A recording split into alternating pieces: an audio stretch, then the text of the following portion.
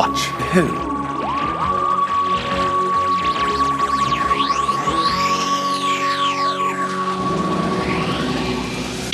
Hello. And welcome to Watch Who, a Doctor Who podcast. I'm Mark. I'm Sarah. And I'm a Doctor Who fan. And I'm new to Watching Who.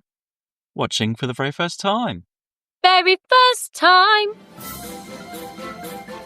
And you join us here at the Hospitality Suite on Platform 1. Sarah, what gift do you have for me? I haven't brought a gift. Here, I'll sneeze on you. Oh, thanks. I was going to give you a gift of a podcast. Oh, how lovely. How lovely. Anyway, it's the end of the world this week. Welcome back, everybody. We have just started the new series. I totally forgot last week to say this is called Series 1. Yes. As in the classic was Season 1, 2, 3, 4, blah, yeah, blah, blah. But this is series, yeah. Series 1 is the terminology that is used. So when we say Series 1, we're talking about Christopher Eccleston, not William Hartnell. Yeah. But anyway, before we get into today's episode, a couple of little updates. Hot off the press this morning, I heard from the Oscars committee, i.e. Lucas. I can't believe we've done this. Oh, I know what this is, actually. He was like, did you have a best story? And I was thinking, yeah, of course we did. It's obviously in the episode. It's on my notes. I've got it there. We talked about best story, didn't we? Blooming didn't record it, did we? I had it all written out as well. I can't believe this has happened again. Well, I can't. The trouble is, Mark, right, let's just be honest. Mark likes to, he gets so excited by the Oscars. He goes off in these little tales of and so said, and I'm just like, keep to the plan.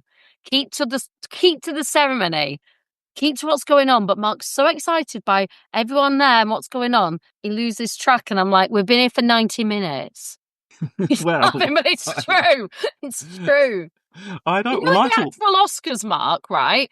People go and wander off because the ceremony is that long. They'll just go and wander off and go and have a drink in the bar. We don't get that luxury at this one. We are stuck here the entire time having to host this thing. And you're going off look, so-and-so's over there, and aren't they doing this, isn't that fun? And I'm like, Mark, get on with it. These people want to go home. I want to go home. That is how we miss categories, Mark. Well, we did. We missed another one. It's so it was best story. Showmanship, he forgets the facts.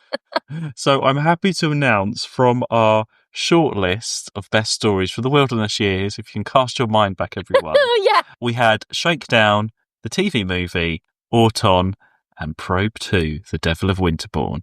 And I can officially announce that the winner of Best Story of the Wilderness Years was the TV movie. Yay! I think. No, you said it was. It was. We talked about it. No, it makes sense. So there we go, everyone. For all your completists there, sorry about that. Actually, something else happened today, just randomly. That I just want to tell you about, and I'll put a clip in as well. So I had to phone up Royal Mail, right? Because I missed a parcel last Friday, and I got a red slip to say we'll try and redeliver on the Saturday, and I missed it on the Saturday as well. So I got another red slip saying go online to organise redelivery. No reference number, nothing, literally my name and address, and that was it. So I went online on Monday for it to be delivered on the Wednesday, and it hasn't turned up, and that was last Wednesday. So I was like, okay. So I phoned them up. The voice of Royal Mail, I swear, is Carol Ann Ford, Susan. It is exactly like her. So I'm going to put a clip in now.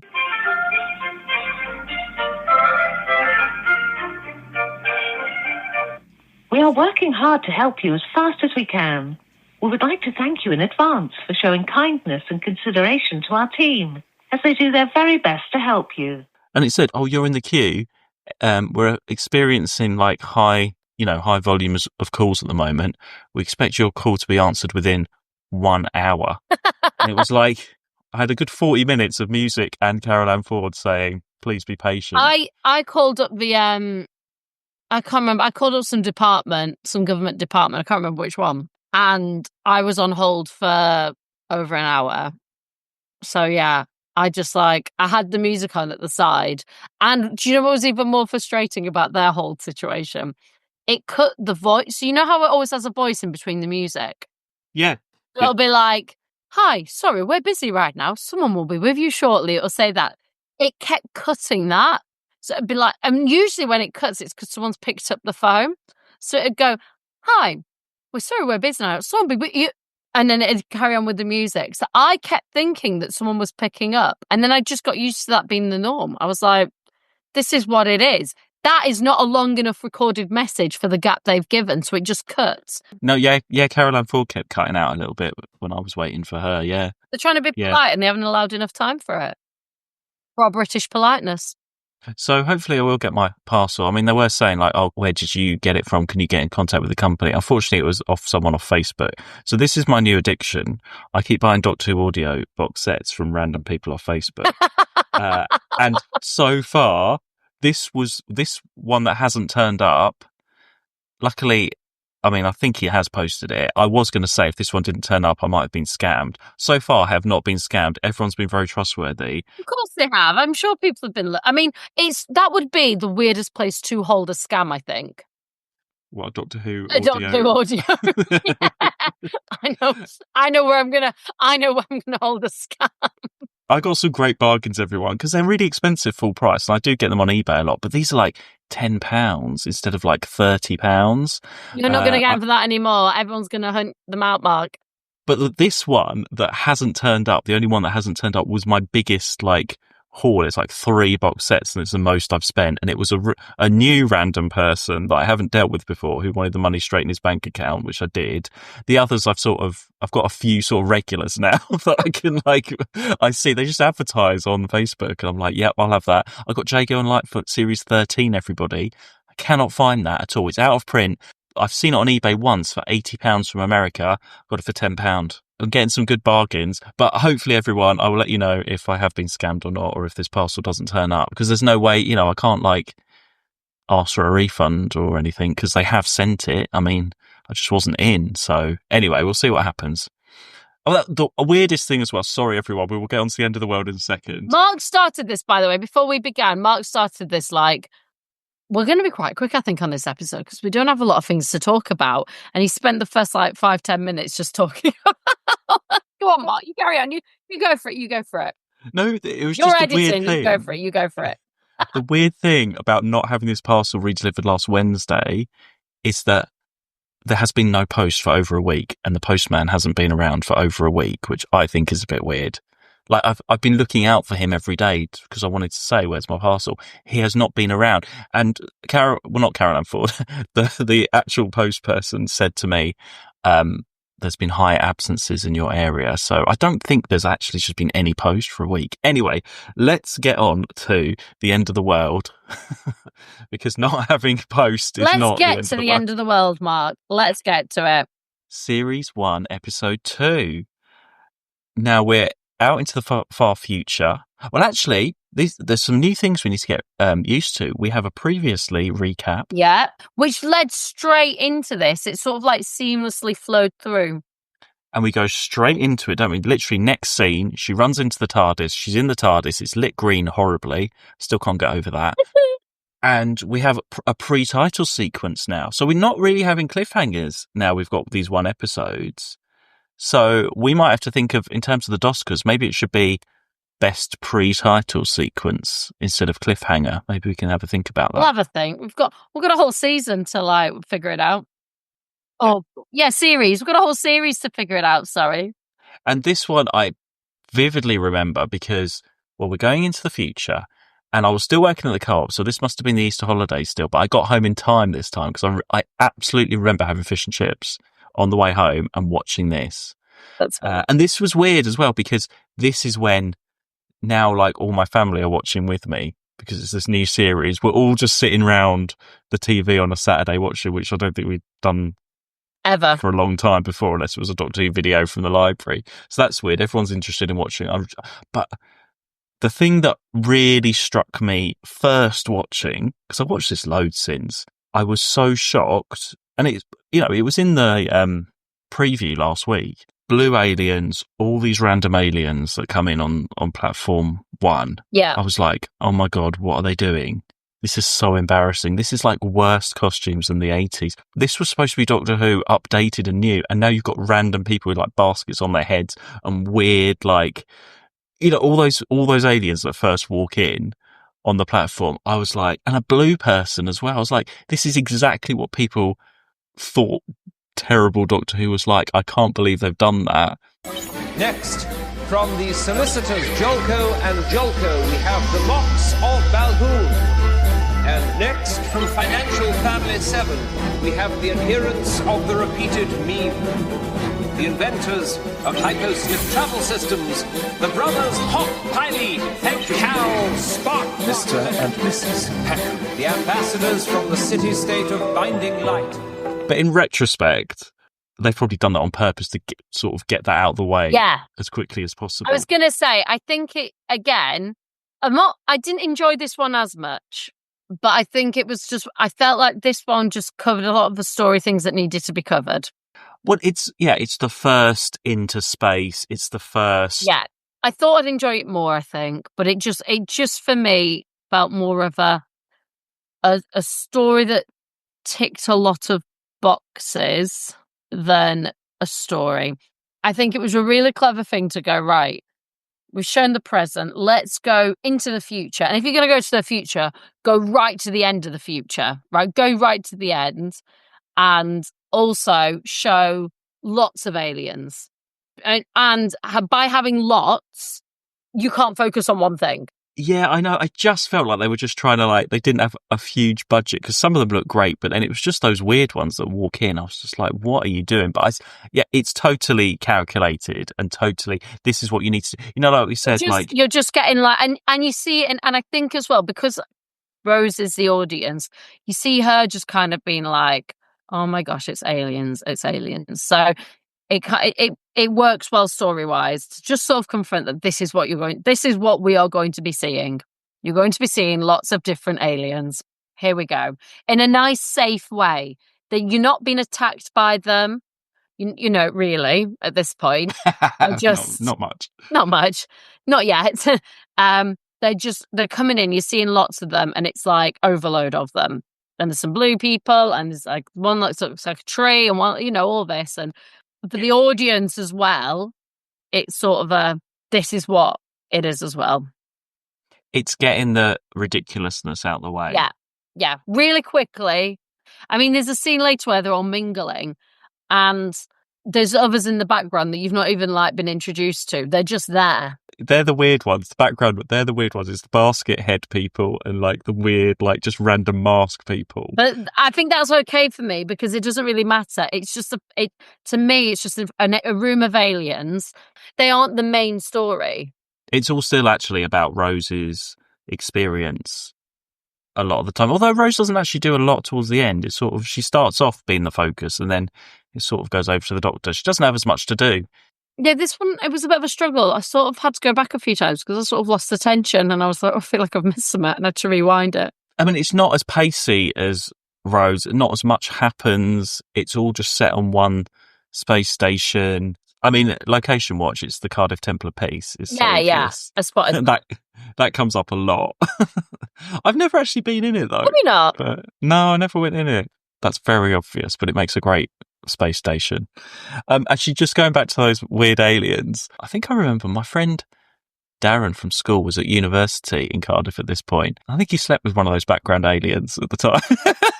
Been made. I think it was the basket head one. But anyway. Same to same. For me, you see her being overwhelmed and she goes off and it is that sort of who are you? This story is more around who is the Doctor. You see the tree woman scanning him and she figures, but because it doesn't really take us anywhere until the very end. At the very end, we get that information. My planet's gone. It's dead. It burnt like the Earth. It's just rocks and dust. Before its time. What happened? there was a war and we lost. Well, we've got to reset up the whole mystery of the Doctor all over again for these new audiences, and and we don't know where in the Doctor's life this is, or what's happened, or his regeneration, and it's slowly bringing that into the story. I think I found it a bit frustrating to watch that didn't come until literally they're back on Earth, and it's the very, very end for him to be like, I'm from Gallifrey and I've no planet, I'm the last one, I think I would have liked something before that. I mean, even when she was on that planet, she's on that planet, or she's on that station, whatever, and she's saying about, they're having a whole conversation about there with the last woman on Earth, and that would have been a moment to be like, and she's obviously frustrated, even to have hinted at something, to be like, I just. But he doesn't answer her, does he? Say She's anything. like, where? He won't. I think that's him just being a bit broody and he doesn't want to talk. He doesn't want to open up and say anything. It just takes him that amount of time, I think. And maybe it's the thing with Jabe later on that then he opens up afterwards, because he has a tear in his eye when he's talking to Jabe and stuff. I mean, the first hints of it, but yeah, he doesn't want to tell Rose to begin with. I think that works quite well. I think that's, maybe it was just the first viewing thing and you've watched it more, maybe, but I don't know, for me it kind of ruined a bit of the pace, and I didn't feel the story was strong enough to carry me. We're following some mystery around some tiny little spider bots, and then I don't know, for me it wasn't enough to maintain my interest of a story. I was like more intrigued about that side of things. Okay. Maybe that's more sort of just the side bit, isn't it? Rather than the main focus. I think the main focus should be the story. And as an audience for this, once we start getting into this elements now, we should, this feels like a transitional point though, doesn't it? We're still at that point where we're giving information of history to the audience versus story. But I suppose this is the equivalent of in the beginning of the classic series, when you're introducing stuff, they go back to caveman times. Nobody talks about those caveman episodes as anything actually happening. It's just the TARDIS has gone back in time. Wow. And these school teachers are just randomly with the cave people. No one talks about that being an amazing story or amazing thing. It's purely functional. And this is the equivalent, isn't it? This is it. The TARDIS has gone into the future and there's aliens. And this is Rose being like, wow, what's going on? You have that great scene where she calls back home. Yeah. Which is very clever. That's a nice scene. Because we're not quite at the point for an audience where we can enjoy just stories and we can take on, we know enough about these characters and history necessarily to be able to go with it. Something that we wouldn't have talked about in classic or anything. Like, if someone's missed that first episode of Rose, you could just watch it from here and you've got everything you need to carry on. They've maybe got that in mind. People tuning in, they've heard Doctor Who started last week and it was really, it was really great. This is, again, another chance for new viewers to come on board. I think TV, it's being made in that sort of calculating way a little bit more than it ever was in the classic. And even now, because nowadays people are just hit on iPlayer. But going back to that scene with Rose, I think that's the best scene, where she's talking about, actually, she's just like, why am I here? How did I actually get here? She's just having, again, because previous companions or whatever, they get on board, great, and then you never hear about their family or anything else again. And this is, again, how the writing has changed so much. And you think of something like, this is going way back, in the trial one with Perry, right? This reminded me of, there's that first story and they're on future Earth and it's all like Anglo-Saxony, I don't know if you remember, and she finds like the tube station and she's like, this is the future, this is actually Earth, but what's happened to it is completely different. And that that's where you need something like, if the Doctor was like, no, you can phone home here, Perry, phone up your family in Lanzarote and they're still there or anything like that. It was really, there was that emotion with Perry there and stuff, but it didn't quite show, it didn't convey it in that way. Whereas this scene, you have all of these aliens and everything, and then suddenly you're back home with Jackie doing the washing, and that grounds it again. It brings the audience back down, because on BBC One, prime time, no one's been dressed up as a tree alien for however many years. It's a random things to see, but to keep grounding it back is, I mean, it's quite obvious to say, but it's very clever writing. So who was your favourite alien then? Is there any that stood out? Because there was ones like, I remember, I mean, Jabe is great. Jabe is our supporting character of the week. Oh yeah. Great. But I think Cassandra's it's a great alien. It pumps the blood. It's a great character. And that CGI hasn't dated very much. Yeah. And it's great witty dialogue, all the sort of different references and stuff.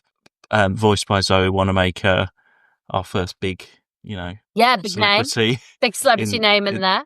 I remember the Mox of Balhoun, the blue guy, and the face of Bo, the big face. Yeah, the big face in the tub. They were everywhere in like the pre-publicity. Like the Mox of Balhoun was on front of Doctor Who magazine. I think Face of Bo was on like Blue Peter and stuff. I remember Christopher Eccleston being on Blue Peter and he's like, you're going to meet the Mox of Balhoun, you're going to meet the Face of Bo. And I remember watching it being like, I was so disappointed. Like he does nothing. They are just background aliens at the end of the day. But they made such a huge thing of these. Like I thought the Mox of Balhoun was going to be like the main villain of the whole thing, but he says like 2 lines and then gets burnt up. It's so funny how, and that's probably the beginning of the new series publicity being a bit more exciting than the actual reality sometimes. Well, just on a complete side, while we're talking about publicity, this absolutely floored me today. Have you seen the Radio Times cover? Oh, all the different doctors? Oh, is that what it is? Because I only saw the one, and it had Matt Smith, and it said Doctor Who at 20. I didn't realise it was all the different doctors. I was like, why have they got one of the older doctors? Like, all I could see was there had 2 stands in the Asda, and both of them had Matt Smith on it. And I was like, why have they just got Matt Smith on the cover? That's so weird. No, they're doing 20 years of New Who, so all the doctors have a different cover, so you can collect them all or whatever. So obviously no one's buying the Matt Smith ones. I saw that, actually, do you know what? I saw them all apart from Christopher Eccleston. I was like, that's not fair. He's the one that started it. He should be on the front. Maybe he didn't want them to use his picture, but he is out there as well. Oh, you getting them all, Mark? No, I'm not. I bet my mum's probably got them though. She'll give you in the scrapbook. She'll get them in my scrapbook for me, yeah. She's definitely got those. She had, she bought me a copy of Doctor Who magazine when I saw her the other day.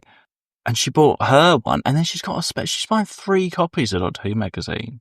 Keeping them in business. For some reason. And I know they're like 10 quid each now. They're like, really expensive. Anyway. Oh my God, this is what we've got to talk about. I'm going to go straight to this because this is my favourite part. Never would I have ever dreamt that Britney Spears would be played in a Doctor Who episode. Twice? Was it twice? What was the first one they put on? It was Tainted Love. Tainted Love was the first one. Which was and then Toxic. Proper like throughout like a sequence as well of Rose. But that is Russell T Davies. That is absolutely amazing. This is our play. I mean, last week, everyone, I hope you've all been streaming Walk of Life by Billie Piper. Please go and stream. Well, actually, no, Toxic. I mean, I can see why they used it. It's one of her most famous songs. But can I use this opportunity to recommend Britney's last album so far from 2016, Glory? It is absolutely brilliant. It didn't get the publicity it deserved. It didn't get the sales. Glory is an amazing Britney Spears album. Please give it a go. In the remastered Blu-ray, they need to use a track from Glory. But no, that's just a brilliant, again, it's showing you all the sort of everyday stuff. And I love how, they're like, this is an iPod and, it's the jukebox and stuff. It's showing how far in the future and everything. Absolutely love that. And also, another great character, the blue plumber lady. Oh, yeah. Ruffalo, who talks to Rose. I think that's a really nice scene. I am looking for a new Edith of the new series, and she had great Edith vibes, can I just say? She was lovely and helpful and friendly and chatty. And don't you think she was really nice? She had no other agenda. She was just getting on with her job. I mean, it's a bit sad that the robot spiders got her. I don't know how they pulled her through that thing. But Ruffalo, everybody, I think should be more seen and more appreciated as a probably appreciate it appreciate a first proper alien in the new series. It's Raffaello. I mean, apart from the steward guy, I didn't really like him. But it's Raffaello, everybody. I don't think I got your favourite monster. Oh, Cassandra. I did say Mark's not listening. Oh, yeah.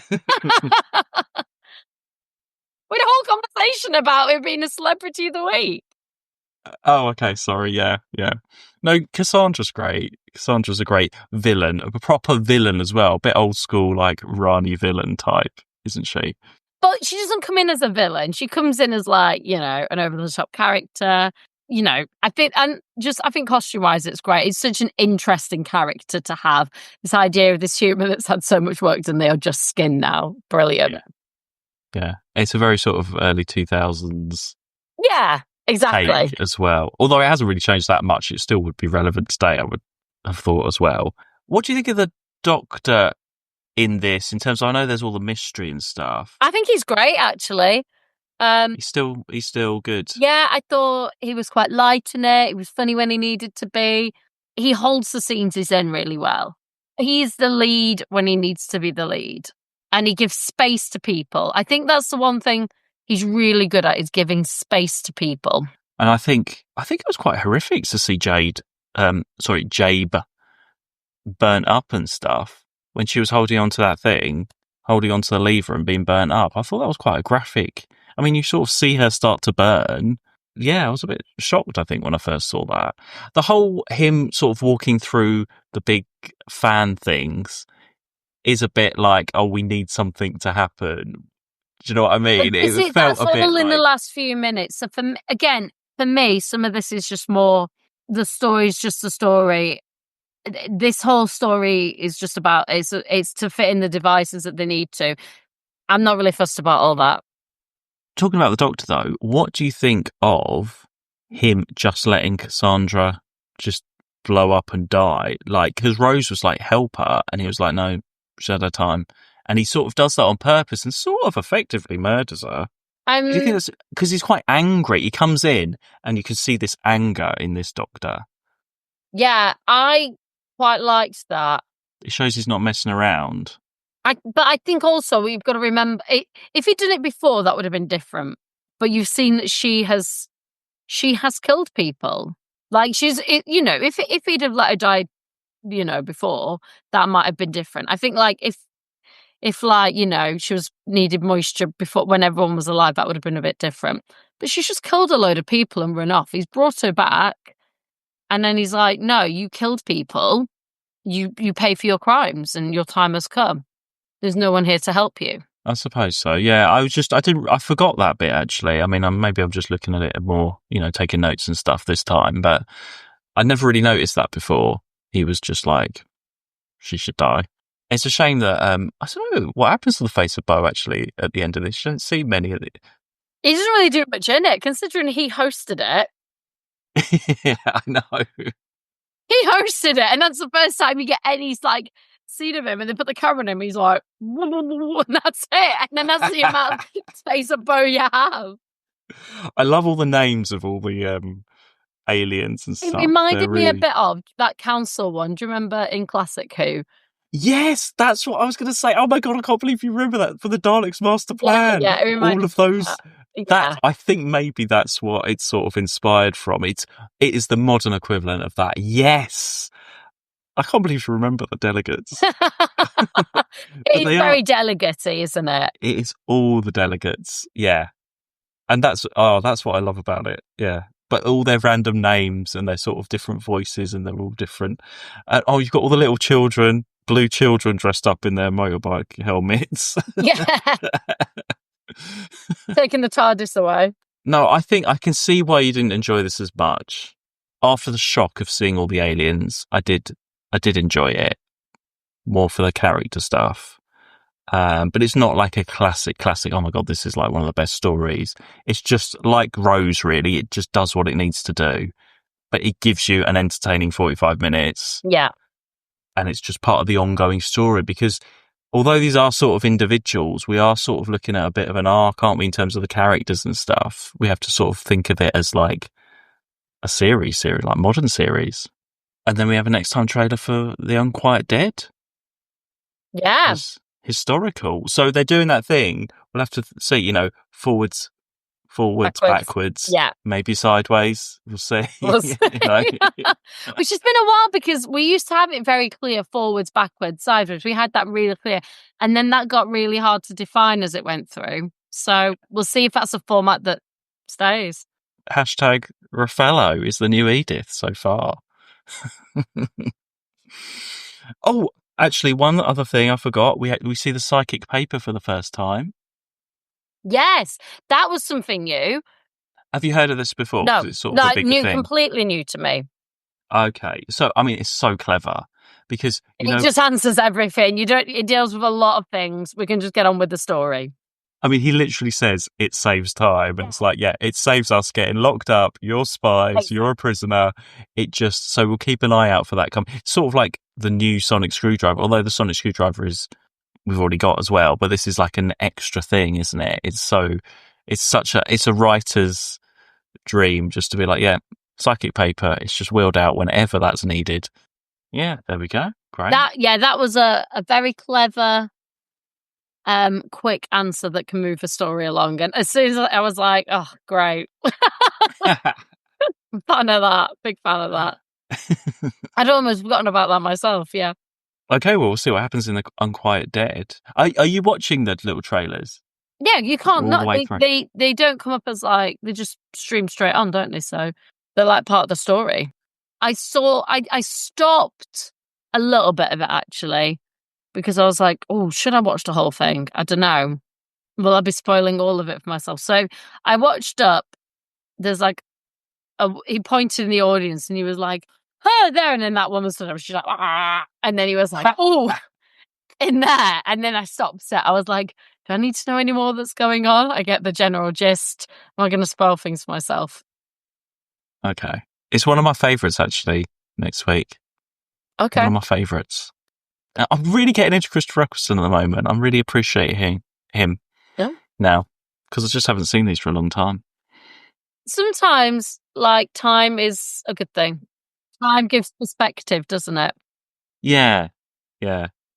Anyway, I don't know where we're going with this. Yeah. Right, everyone. In the meantime, you can follow us on all the social platforms that are called Twitter and Instagram and Blue Sky and Patreon at To Watch Who. We'll see you all next week for The Unquiet Dead. Bye. Bye. To Watch Who.